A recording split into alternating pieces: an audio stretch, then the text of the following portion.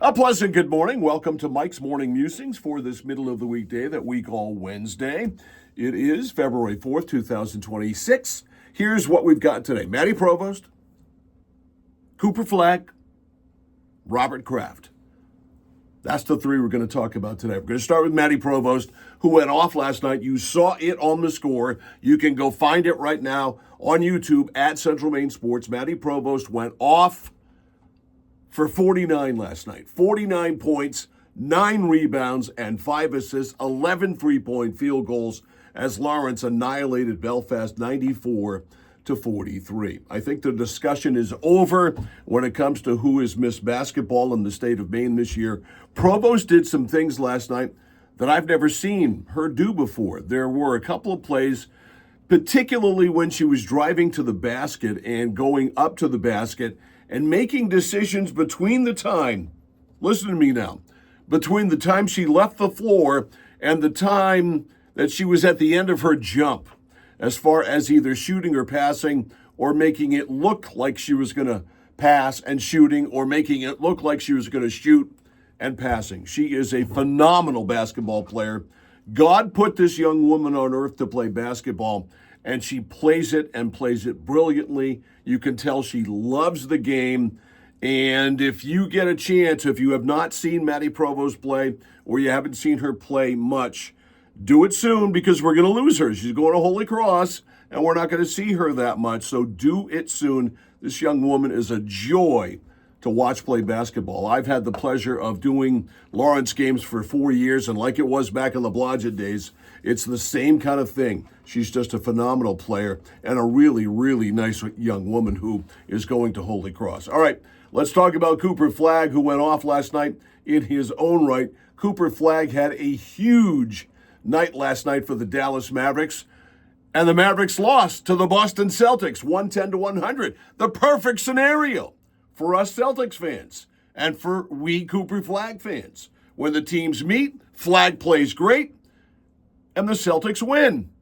It was brilliant. Flagg, 36 points, played 37 minutes, 12 of 24 from the floor, 2 of 4 from 3, 10 of 11 from the line, 9 rebounds, 6 assists. He had no steals. He had 2 blocks. He only turned the ball over once. A brilliant performance. That's 3 30-plus performances in a row.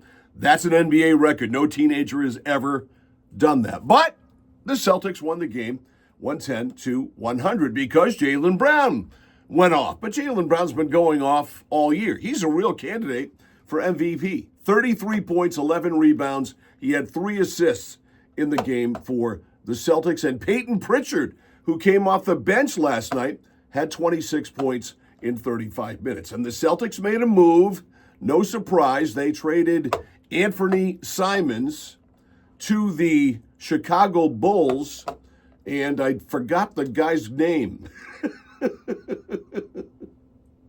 Oh, here we go. Nikola Vucevic is the big man, and a very good big man, albeit a little bit on the old side. He's 35 years old. As it says here, a respected veteran and a 2-time All-Star, averaging almost 17 points, 9 rebounds, 3 assists, a very good offensive player, big guy, 6'9", not much defensively, but he will certainly help. So they trade an expiring contract for an expiring contract in Anthony Simons, who turned into be a really good player for the Celtics. Offensively, could really shoot the basketball, excuse me, and defensively really bought into Joe Mazzulla. So the Celtics make a move, and if Jason Tatum comes back, look out. All right, thirdly, last week, Bill Belichick, not good enough for the NFL Hall of Fame on the first ballot. He's not going to be in this year. This week, it's Robert Kraft.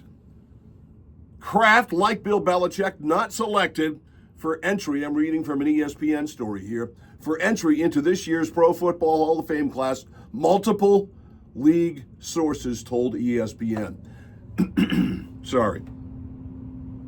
Kraft, a first-time Hall of Fame finalist this year, did not receive enough votes from the 50-person selection committee to be included in the class of 2026, which will be announced Thursday, tomorrow night at the NFL Honors in San Francisco. So like Bill Belichick asked last week, what, 6 rings isn't enough? Robert Kraft's teams have been to 11 Super Bowls. Robert Kraft has been really the mover and shaker behind the huge television deal that the NFL now has. Robert Kraft brought labor peace to the NFL, helped negotiate that out with the players. Now, Tony Dungy, who's on this board, Tony Dungy was non-committal yesterday about whether or not he voted for Robert Kraft to be in the Hall of Fame, and found this tweet. It says, if Tony Dungy does not believe Bill Belichick belongs in the Pro Football Hall of Fame, the logical assumption is that Tony Dungy will request to be removed from the Pro Football Hall of Fame. He certainly can't justify finding himself more worthy of enshrinement than Bill Belichick.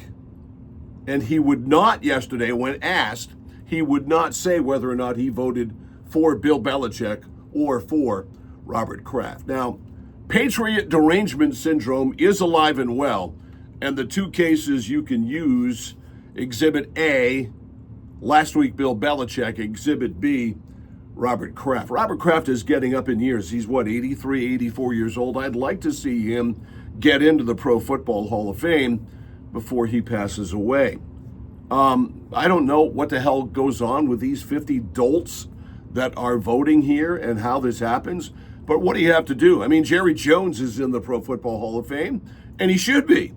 But Robert Kraft should have been voted into the Pro Football Hall of Fame a long time ago. And it's funny, you hear all these things. Well, there's Spygate, Patriots are cheaters. There's Deflategate, and there's this gate and that gate when it comes to the Pro Football Hall of Fame. Now, just, a week, 10 days ago, Carlos Beltran was voted into the Baseball Hall of Fame. Carlos Beltran is an admitted cheater. He was on that 2017 Houston Astros team. So, when it comes to baseball, certain kinds of cheating are okay. But when it comes to football, and if you're a New England Patriot in any way, shape, or form, you're not getting in.